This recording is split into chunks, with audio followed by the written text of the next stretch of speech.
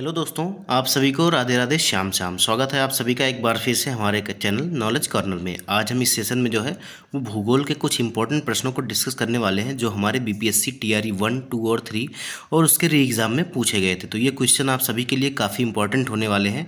और आप सभी को पता होगा कि हाल ही में अभी दानिश सर जो हमारे फेवरेट टीचर हैं और टीचिंग परीक्षा ने जो है एक बुक लॉन्च की थी, तो आप सभी जो है कमेंट बॉक्स में ये कह रहे थे कि दानिश सर के बुक से जो है वो प्रीवियस ईयर के क्वेश्चन आप करवा दीजिए एक बार। तो आप सभी की जो रिक्वेस्ट पर मैं ये आपका क्लास लेके आया हूँ। इसमें जो है भारत के भूगोल से जितने भी सवाल हमारे बीपीएससी टीआरई 1, 2 और 3 में जो है बने हैं, उनसे जो है जितने भी क्वेश्चन बने हैं उन सभी को आज हम डिस्कस करने वाले हैं। तो अगर आप लोग हमारे चैनल पर नए हैं तो चैनल को सब्सक्राइब कर दीजिए और बेल आइकन को प्रेस कर लीजिए, वीडियो को लाइक कर दीजिए और ज़्यादा से ज़्यादा शेयर कर दीजिए। इसके अलावा दोस्तों हमारे चैनल पर जो है वो घटना चक्र और पूर्वावलोकन की भी जो है बुक से सारी क्लासेस चलाई जा रही हैं, चाहे वो भूगोल की हो, इतिहास की हो या आपका पॉलिटी हो, ईवीएस हो, साइंस हो। ये सभी क्लासेस जो हैं वो लगातार आपके लिए हमारे चैनल पर चलाई जा रही हैं। आप लोगों ने नहीं देखी हैं तो उसको ज़रूर देखिएगा। और डेली क्लास की पीडीएफ के लिए आप हमारे टेलीग्राम चैनल से जुड़ जाइएगा, जहां पे आपको डेली क्लास की पीडीएफ मिलेगी। और जो ये क्लास आप देख रहे हैं इसकी भी पीडीएफ आपको टेलीग्राम चैनल पर मिल जाएगी। तो उन सबका जो है लिंक आपको वीडियो के डिस्क्रिप्शन में मिल जाएगा, वहां से जाके आप सारी प्लेलिस्ट चेक कर सकते हैं और टेलीग्राम चैनल से भी जुड़ सकते हैं। इसके अलावा हमारे टेलीग्राम चैनल पर जो है वो जो हमारी क्लास होती है उसकी जो है क्विज भी वहाँ पर प्रोवाइड कराई जाती है, तो आप उसको भी जाके देख सकते हैं और अपना जो है रिवीजन के हिसाब से अपनी तैयारी को जो है वो और अच्छा कर सकते हैं। हमारा जो पहला सेशन का सवाल है दोस्तों वो है कि भौगोलिक क्षेत्रफल के अनुसार भारत की निम्नलिखित भौतिक इकाइयों को जो है वो आरोही क्रम में जो है वो व्यवस्थित करना है। ठीक है, तो आरोही क्रम में व्यवस्थित करना है। तो सबसे पहले हमारा आ जाएगा तटीय मैदान, उसके बाद जो है हमारा आ जाएगा आपका केंद्रीय उच्च भाग। ठीक है, केंद्रीय उच्च भाग हमारा आ जाएगा। तो हमारा पहले 3 आ जाएगा, उसके बाद हमारा 2, 1 आ जाएगा, 3 और 1। इसके बाद हमारा महान मैदान आ जाएगा, 2 आ जाएगा, 3, 1 और 2। और फिर हमारा लास्ट में जो आएगा उत्तरी पर्वत आ जाएगा। तो ये हमारा 3, 1, 2, 4 ऐसे कुछ इसका आरोही क्रम बनेगा। तो इसका जो 3, 1, 2, 4 है वो हमको कौन से विकल्प में देखने को मिल रहा है, तो ये हमारा जो है वो किस में देखने को मिल रहा है, तो ऑप्शन ए में जो है वो हमको देखने को मिल रहा है। इसीलिए हमारा ए विकल्प जो है वो हमारा सही हो जाएगा। आप देख सकते हैं कि बीपीएससी टीआरई 2 15/12/2023 को ये पेपर 4 में जो है वो आपसे पूछा गया सवाल था। हमारा अगला सवाल है कि सूर्य से पृथ्वी जो है कितनी दूरी पर स्थित है। तो सूर्य से पृथ्वी लगभग कितनी दूरी पर स्थित है आप सभी को बताना है। तो 93 मिलियन मील या 103 मिलियन मील या 83 मिलियन मील या more than one of the above. तो इसका जो सही जवाब हो जाएगा वो आपका हो जाएगा 93 मिलियन मील। ठीक है, 93 मिलियन मील जो है वो इसका सही जवाब हो जाएगा। तो इसीलिए जो है ए विकल्प हमारा सही हो जाएगा। देखिए, सूर्य से पृथ्वी की दूरी लगभग 93 मिलियन मील है और लगभग कितना किलोमीटर, तो 149.60 मिलियन किलोमीटर है। तो याद रखिएगा, आपसे अब की बार हो सकता है किलोमीटर में पूछ ले। हमारा अगला सवाल है कि भारत के कुल भूमि क्षेत्र में पर्वतों का हिस्सा कितना है। तो आप सभी को पता होगा कि पर्वतों का हिस्सा कितना है। तो हमारे भारत के कुल भूमि क्षेत्र के हिस्से में लगभग जो है 30% जो है वो पर्वत आते हैं, 30%। इसीलिए हमारा जो है ए विकल्प हमारा सही हो जाएगा। अब से इस सवाल जो है वो बीपीएससी टीआरई 2.0 7/12/2023 शिफ्ट 2 में और पेपर 3 में ये आपसे पूछा गया था। देखिए, भौगोलिक वितरण के अनुसार जो है वो भारत के कुल क्षेत्रफल में से देखिए 30% जो है वो पर्वत पाया जाता है और 27.7% जो है वो पठार पाया जाता है और 43.2% जो है वो मैदान पाया जाता है। तो इसीलिए जो है आप अगली बार से याद रखिएगा पठार कितना प्रतिशत है और मैदान कितना प्रतिशत है, क्योंकि ये पर्वत जब पूछ लिया है तो आपसे पठार और मैदान भी पूछ सकता है। हमारा अगला सवाल है कि निम्नलिखित में से किसकी भारत के साथ सबसे लंबी सीमा रेखा है। ठीक है, या बाउंड्री जो है वो सबसे ज़्यादा इंटरनेशनल बाउंड्री किस देश के साथ भारत की शेयर होती है।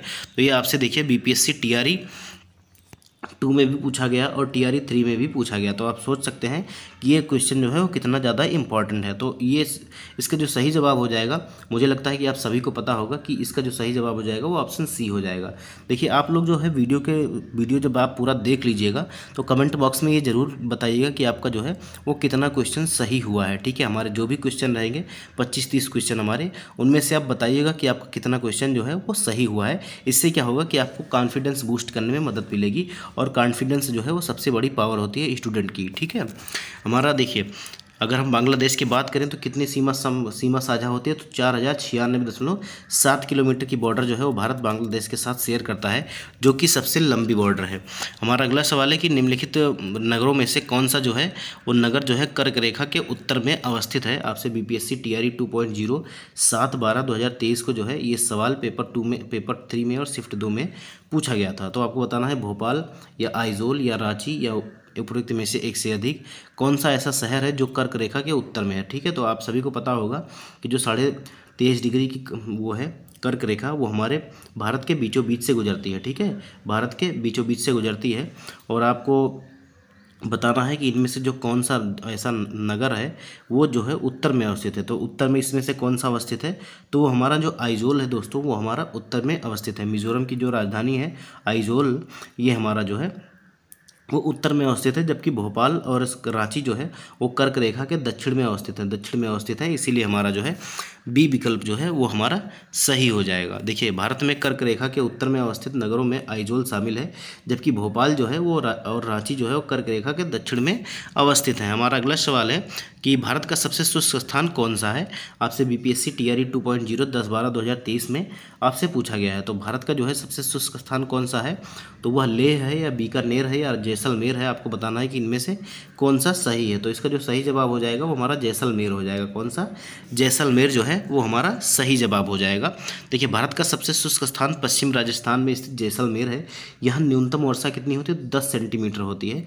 और जैसलमेर को स्वर्ण सिटी भी कहा जाता है। ठीक है, स्वर्ण सिटी भी कहा जाता है जैसलमेर को। हमारा अगला सवाल है कि भारत के कितने राज्यों की सीमा जो है वो कॉमन बॉर्डर जो है बांग्लादेश एवं पाकिस्तान दोनों से लगती है। तो इसका जो सही जवाब हो जाएगा वो आपको बताना है कि इसका जो सही जवाब हो जाएगा वो कौन सा हो जाएगा। देखिए, थोड़ा सा जो है ये अपने अपने माइंड का खेल है, कई लोग अलग तरह से सोच लेते हैं। तो ये थोड़ा सा क्वेश्चन जो है वो विवादास्पद में रहा था, लेकिन आयोग ने जो है वो इसका उत्तर जो है वो उपयुक्त में से कोई नहीं माना था। ठीक है, उपयुक्त में से कोई नहीं माना था, इसीलिए हमारा ई विकल्प जो है वो हमारा सही हो जाएगा। आपसे बीपीएससी टीआरई 2.0 10/12/2023 में सवाल पूछा गया है। थोड़ा सा हम एक्सप्लेनेशन देखेंगे तो हमारा क्लियर हो जाएगा। देखिए, भारत की भारत की सीमा जो है वो 9 देशों से संलग्न है। ठीक है, जिसमें से 7 देशों से स्थलीय और 2 देशों से हमारी जो है वो कौन सी समुद्री सीमाएं जो हैं वो साझा होती हैं। पाकिस्तान की सीमा जो है वो 2 केंद्र शासित प्रदेश और 3 भारतीय राज्य से लगती है, जिसमें जम्मू कश्मीर लद्दाख जो है ये केंद्र शासित प्रदेश हैं, जबकि पंजाब, राजस्थान और गुजरात जो है ये राज्य है। तथा बांग्लादेश की सीमा जो है वो 5 राज्यों से पश्चिम बंगाल, मेघालय, मिजोरम, त्रिपुरा और असम से मिलती है। भारत के किसी भी राज्य की सीमा जो है वो पाकिस्तान एवं बांग्लादेश से जो है वो साझा रूप से संलग्न नहीं है। अब देखिए, इसका 2 प्रकार से जवाब हो सकता था। मान लीजिए अगर ऑप्शन में आपको 5 भी देखने को मिल रहा है तो ये भी हो सकता था कि हो सकता है बहुत लोगों के दिमाग में ये आया हो कि क्योंकि 5 जो है वो आपका राज्य जो है वो बांग्लादेश से भी सीमा साझा करता है और 5 राज्य जो है वो पाकिस्तान से भी सीमा साझा करता है। तो इस प्रकार से ऐसा भी जवाब दिया जा सकता था, लेकिन जो इसका सही जवाब हो जाएगा वो हमारा ई विकल्प जो है वो सही हो जाएगा। किसी भी देश की जो है कॉमन सीमा जो है वो बांग्लादेश और पाकिस्तान से नहीं लगती है। आपको पता होगा कि पाकिस्तान जो है वो यहाँ स्थित है और बांग्लादेश जो हमारा है वो बंगाल की खाड़ी में स्थित है। तो कोई भी स्टेट इतना बड़ा नहीं है कि दोनों से जो है वो सीमा बना सके।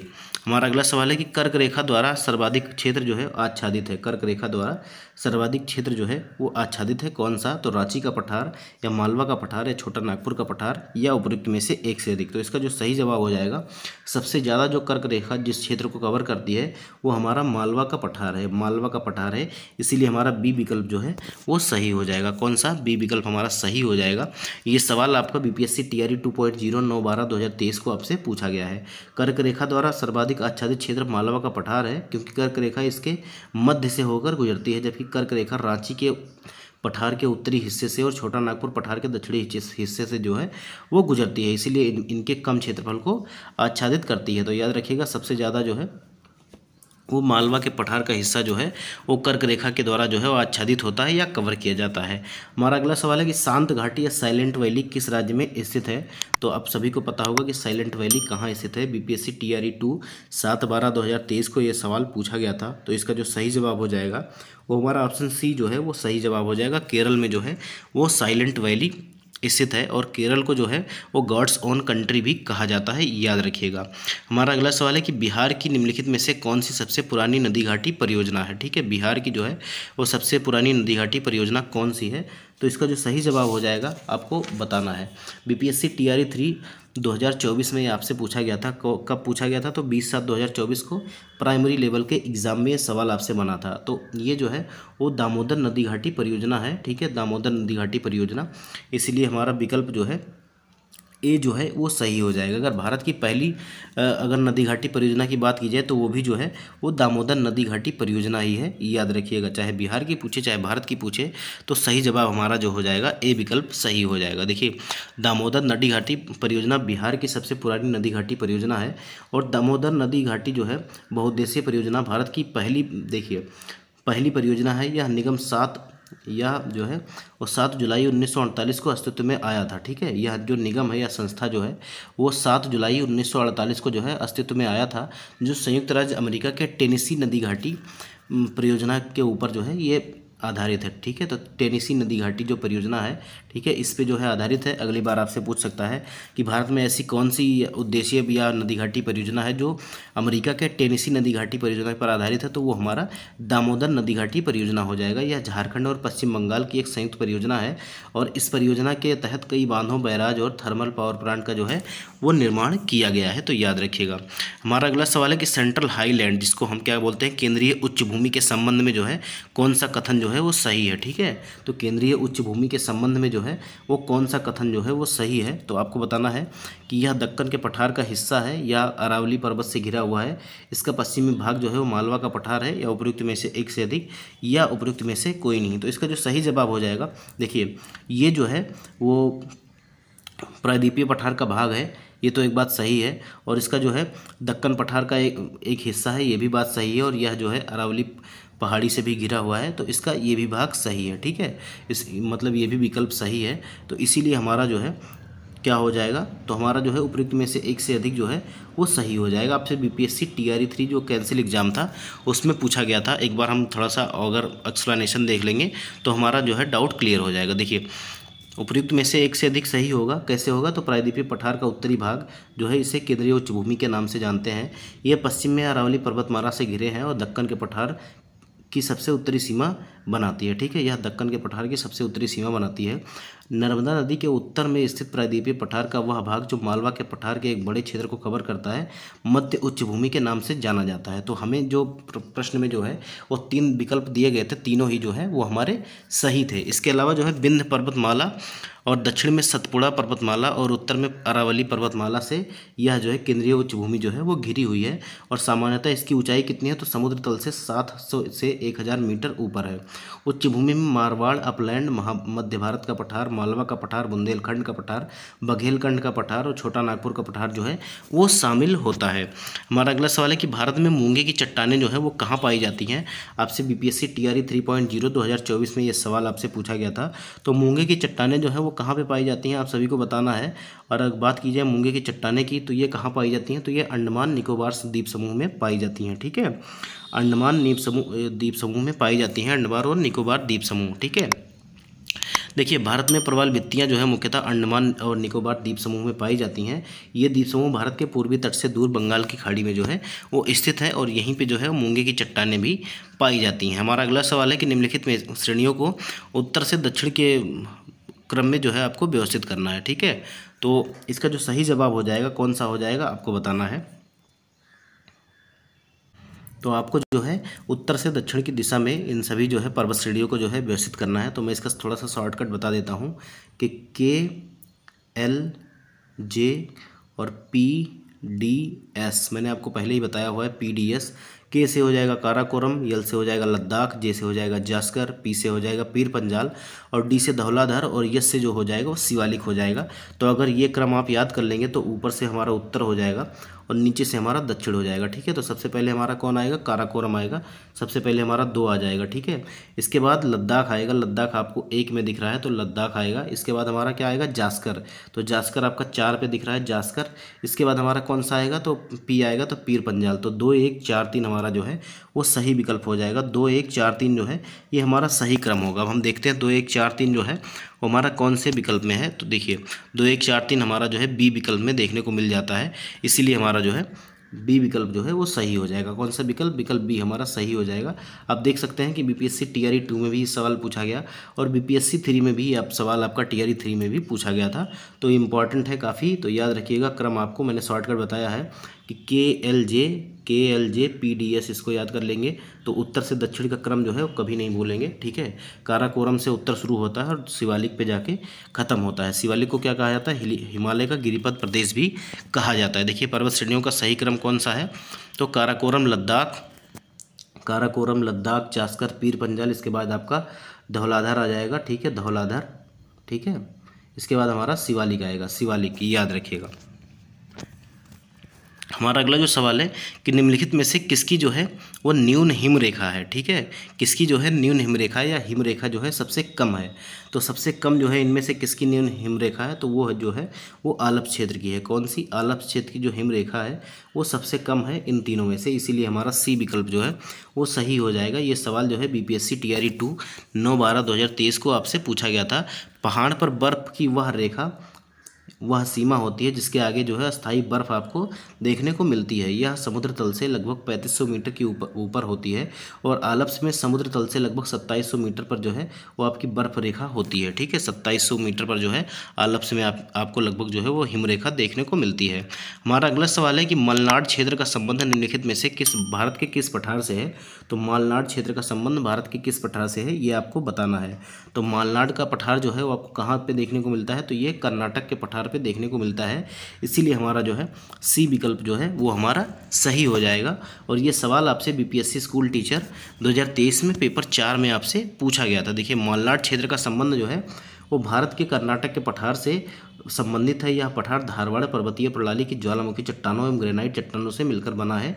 इस पठार का नामकरण कर्नाट, जिसका अर्थ है काली मिट्टी की भूमि, इसके नाम पर जो है वो किया गया है। तो अगली बार आपसे पूछ सकता है कि इसका जो है नामकरण किसके नाम पर किया गया है, तो ये काली मिट्टी की भूमि के नाम पर किया गया है जिसको कर्नाट बोलते हैं। ठीक है, इसे ही मलनाड का पठार कहते हैं। हमारा अगला सवाल है कि सतलुज एवं काली नदियों के बीच स्थित हिमालय के भाग को क्या कहा जाता है। ठीक है, सतलुज और काली नदियों के बीच स्थित हिमालय के भाग को क्या कहा जाता है, तो इसे क्या कहते हैं, तो इसे कुमायूं हिमालय कहते हैं। ठीक है, कुमायूं हिमालय कहते हैं। आप सभी को पता होगा कि हिमालय के जो है वो नदियों के प्रवाह के आधार पर भी कई भागों में बांटा गया, जिसमें पंजाब हिमालय, कुमायूं हिमालय, असम हिमालय और नेपाल हिमालय शामिल है। देखिए कुमायूं हिमालय जो है वो सतलज और काली नदी के बीच का क्षेत्र है। ठीक है, और काली और तिस्ता नदियों के बीच स्थित का क्षेत्र जो है उसको हम नेपाल हिमालय कहते हैं, और तिस्ता और दिहांग जो है इसके नदियों के बीच को हम असम हिमालय कहते हैं। आप सीधा सीधा ये गेस कर लीजिएगा कि दिहांग नदी जो है वो कहाँ पे बहती है, तो ये दिहांग जो है वो असम में देखने को मिलती है। ब्रह्मपुत्र नदी की सहायक नदी है, इसीलिए हम इसको असम हिमालय कहते हैं। ठीक है, आपसे बीपीएससी स्कूल टीचर 2023 में पेपर 2 में शिफ्ट 2 में ये सवाल पूछा गया था। ठीक है, तो उम्मीद है कि आप सभी लोग जो है एक्सप्लेनेशन को अच्छे से देख रहे होंगे, क्योंकि एक्सप्लेनेशन से मतलब यह है कि क्वेश्चन जो है वो एक्सप्लेनेशन से बन सकते हैं। एक स्टेप आगे और एक स्टेप पीछे आपको जानना काफ़ी ज़्यादा जरूरी है। हमारा अगला सवाल है कि चाप झील या ऑक्सबो लेक जो है वो कहाँ पाई जाती है। तो आपसे कह रहा है हिमनदों में पाई जाती है, नदी घाटियों में, रेगिस्तानों में, उपयुक्त में से एक से अधिक या उपयुक्त में से कोई नहीं। तो आप सभी को पता है कि जो हमारी ऑक्सबो या चाप झील जिसको हम बोलते हैं वो जो पाई जाती है वो हमारा नदी घाटियों में पाई जाती है, तो इसीलिए हमारा बी विकल्प जो है वो हमारा सही हो जाएगा। बीपीएससी टीआरई 2 14/12/2023 को ये सवाल जो है वो पूछा गया है। और चाप झील जिसको हम ऑक्सबो लेक कहते हैं नदी घाटियों में पाई जाती है। मैदानी भागों में प्रवेश करने के उपरांत नदी जो है वो क्षैतिज अपर्दन के कारण जो है कई घुमावदार मोड़ों में से होकर बहने लगती है, जिसे हम विसर्प कहते हैं। और इन घुमावदार मोड़ों के विस्तृत होने के कारण नदी अपने विसर्प को छोड़कर सीधे मार्ग से प्रवाहित होने लगती है। इन विसर्पों में जल भर जाने के कारण निर्मित झील जो है वो गोखुर झील या चापाकार झील होती है। देखिए थोड़ा सा मैं आपको बता देता हूँ। मान लीजिए ये नदी आ रही है, ठीक है, और ये जो है मैदानी भागों में जब प्रवेश करती है तो इसमें गाद का जो होता है वो काफ़ी ज़्यादा प्रभाव ज़्यादा हो जाता है, गाद और साथ ज़्यादा होते हैं और ढलान भी जो है वो कम हो जाती है। तो ये क्या करती है, ऐसे ऐसे होके बहने लगती है, ठीक है, ऐसे ऐसे होके बहने लगती है। अब इसी को हम क्या कहते हैं, विसर्प कहते हैं, सांप के आकार का। और कुछ दिन बाद क्या होता है, कुछ दिन बाद क्या होता है, तो कुछ समय बाद क्या होता है दोस्तों कि नदी जो है ये क्या होती है, यहाँ से जो है सीधी बहने लगती है और ये जो हिस्सा होता है नदी का, ये नदी से कट जाता है। इसी को हम क्या कहते हैं, इसी को हम गोखुर झील या चापाकार झील या इसे ही ऑक्सबो लेक कहते हैं या चाप झील कहते हैं, ठीक है। तो उम्मीद है कि आप लोग जो है वो समझ गए होंगे और इस तरह के जो है वो मैदानी घाटी नदी घाटियों में जो है वो ऑक्सबो लेक जो है वो देखने को मिलती है। हमारा अगला सवाल है कि निम्नलिखित में से उथली झील कौन सी है, ठीक है। उथली झील निम्नलिखित में से कौन सी है, आपका बीपीएससी टीआरई 3 2024 कैंसिल एग्जाम में आपसे पूछा गया था। तो आपको बताना है कि इनमें से जो है वो उथली झील कौन सी है। तो देखिए थोड़ा सा हम एक बार एक्सप्लेनेशन देखेंगे तो हमको थोड़ा सा ज़्यादा क्लियर हो जाएगा। देखिए वैसे तो इसका उत्तर जो है वो डी है सही ऊपर, क्योंकि इनमें से ज़्यादा जो है एक से अधिक जो है वो उथली झीलें। देखो यूट्रोफिक झीलें किसे कहते हैं, तो इसमें जो है पोषक तत्व जैसे नाइट्रोजन और फास्फोरस इसमें जो है वो ज़्यादा पाए जाते हैं और ये पोषक तत्व शैवाल और अन्य जलीय पौधों की उच्च उत्पादकता को बढ़ावा देते हैं, जिसमें अक्सर पानी की गुणवत्ता खराब हो जाती है और ऑक्सीजन का स्तर कम हो जाता है। ऐसी झीलें जो है अक्सर जो है उथली होती हैं, क्योंकि पोषक तत्व संवर्धन झील के बेसिन को भरते हुए पौधों की वृद्धि को बढ़ावा देता है, ठीक है। तो ये पर जो है जो होती हैं झीलें क्या होती हैं, वो थोड़ी सी क्या होती हैं, उथली होती हैं। इसके बाद हमारा आता है ओलिगोट्रोफिक झीलें, ठीक है। ओलिगोट्रोफिक झीलें जो है इसमें पोषक तत्वों का स्तर कम होता है और ये आमतौर पर ग्रेनाइट या कठोर प्रतिरोधी बेडरॉक वाले प्रदेशों में पाई जाती हैं। इसमें आमतौर पर साफ पानी होता है, जिसमें गहराई पर भी उच्च ऑक्सीजन स्तर होता है, जिसमें ट्राउट जैसी प्रजातियों के लिए अनुकूल होती हैं। ये झीलें उथली और गहरी दोनों हो सकती हैं, इसलिए इनका उथली के रूप में वर्गीकरण अनन्य नहीं है, ठीक है। इसके अलावा जो होता है हमारा लवणीय झीलें, लवणीय झीलों में लवण की उच्च सांद्रता पाई जाती है, जो आमतौर पर उच्च वाष्पीकरण या दर या खनिज समृद्ध जल के अंतर प्रवाह के कारण होती है। इनकी गहराई जो है बहुत कुछ भिन्न हो सकती है, कुछ बहुत उथली और कुछ जो है वो बहुत गहरी हो सकती हैं। उदाहरण के लिए यूटा में ग्रेट साल्ट लेक जो है वो उथली है और मृत सागर जो है वो उथला है। तो इसीलिए जो है वो हमारा जो है एक से ज़्यादा विकल्प इसमें सही हो रहे हैं, तो ठीक है। क्योंकि हमारी जो खारी झील है और हमारी एक और है कौन सी, हमारी यूट्रोफिक जो झील है, ये दोनों आपकी उथली एक प्रकार से देखने को मिल सकती हैं। तो इसीलिए हमारा जो है विकल्प डी जो है हमारा वो सही हो जाएगा। आपसे बीपीएससी टीआरई 3 में यह सवाल पूछा गया था जो हमारा कैंसिल हो गया था। इसके अलावा हमारा अगला क्वेश्चन है दोस्तों कि गंगा नदी के किनारे स्थित शहर कौन सा है। तो गंगा नदी के किनारे आपका कौन सा शहर स्थित है, प्रयागराज, दिल्ली, भोपाल या उपयुक्त में से एक से अधिक या उपयुक्त में से कोई नहीं, ठीक है। तो आप सभी लोग जानते हैं कि बहुत ही आसान सा सवाल था। दिल्ली जो है वो यमुना नदी के किनारे है और जो हमारा प्रयागराज है वो हमारा गंगा नदी के किनारे स्थित है, इसीलिए जो है ए विकल्प हमारा सही हो जाएगा। बीपीएससी टीआरई 3 जुलाई 2024 में ये आपसे पूछा गया सवाल था। देखिए इलाहाबाद क्षेत्र जो है जिसे प्रयाग के नाम से जाना जाता है, वह स्थान जहाँ गंगा और यमुना नदियाँ मिलती हैं। प्रयागराज इलाहाबाद का वर्तमान नाम है, जिससे पहले कौशाम्बी के नाम से जाना जाता था। यह भारतीय राज्य उत्तर प्रदेश में गंगा, यमुना और सरस्वती नदियों के संगम पर जो है वो स्थित है और यहीं पर जो है वो कुंभ का मेला भी अब की बार लगा हुआ था, महाकुंभ। हमारा अगला सवाल है कि चिनाब नदी अंततः सिंध में कहाँ पर मिलती है। आपसे पूछ रहा है सिंध, चिनाब नदी जो है वो सिंध में जो है वह सिंध नदी में कहाँ पर मिल जाती है, ठीक है। तो ये जो मिलती है वो कहाँ पे मिलती है, तो ये आपको मिठान कोट में देखने को मिलता है, ठीक है। मिठान कोट में जो है वो चिनाब नदी जो है वो सिंधु नदी से मिल जाती है। और आपका ये सवाल जो है बीपीएससी टीआरई 2.0 18/12/2023 को पेपर 3 में पूछा गया था। चिनाब नदी जो है वो सिंधु की सबसे बड़ी सहायक नदी है और चिनाब नदी जो है पाकिस्तान के मिठान कोट में सिंधु नदी से मिल जाती है और फिर सतलज नदी के साथ मिलकर पंचनद बनाती है, ठीक है। और पंचनद जो है वो ये सारे पंचनद जो है वो मिठान कोट में ही आपको सिंधु नदी में देखने को मिलते हैं। देखिए हमारा अगला सवाल है कि निम्नलिखित नदियों में से सबसे बड़ा जल ग्रहण क्षेत्र किसका है। तो सबसे बड़ा जल ग्रहण क्षेत्र जो है इनमें से काली नदी या पोनानी नदी या आपका पेरियार नदी, इनमें से किसका है आपको ये बताना है। आपसे बीपीएससी टीआरई 2.0 7/12/2023 में सवाल पूछा गया है। तो इसका जो सही जवाब हो जाएगा वो हमारा पोनानी नदी हो जाएगा। पोनानी नदी बी विकल्प जो है वो हमारा सही हो जाएगा, ठीक है। देखिए, उपर्युक्त दी गई नदियों में पोनानी या भरतपुझा जिसको बोलते हैं, इसका नदी का जलग्रहण क्षेत्र जो है वो सबसे बड़ा है। पोनानी नदी का जलग्रहण क्षेत्र जो है वो 5397 वर्ग किलोमीटर। इसके पश्चात पेरियार नदी का जल क्षेत्र जो है 5243 वर्ग किलोमीटर, और फिर कालिंदी नदी का आता है 5179 वर्ग किलोमीटर। ठीक है, तो याद रखिएगा सबसे बड़ा इनमें से किसका है, तो पोनानी नदी का है। हमारा अगला सवाल है कि जलप्रपात और नदी के जोड़ों में से कौन सा जोड़ा है जो है सम्मिलित सही सुमेलित नहीं है, आपको बताना है। तो देखिए, जोग जो है वो शरावती नदी पर है, ठीक है, और कपिलधारा कावेरी नदी पर है, और धुआंधार जो है वो गोदावरी नदी पर है, ऐसा आपसे कहा जा रहा है। ठीक है, तो देखिए, जोग जो है वो शरावती नदी पर है, ये सही है, लेकिन कपिलधारा जो है वो हमारा कावेरी नदी पर नहीं है, और जो धुआंधार जलप्रपात है ये भी हमारा जो है वो गोदावरी नदी पर नहीं है। इसका जो विकल्प होगा वो हमारा एक से अधिक सही हो जाएगा। मैं आपको बता दूं, कपिलधारा जो है वो हमारा नर्मदा नदी पर है। किस पे है, नर्मदा नदी पर है। ठीक है, किस पे, नर्मदा नदी पर। और आपको बताना है कि हमारा जो धुआंधार जलप्रपात है यह हमारा कौन सी नदी पर है, ये आपको कमेंट बॉक्स में कमेंट करके बताना है।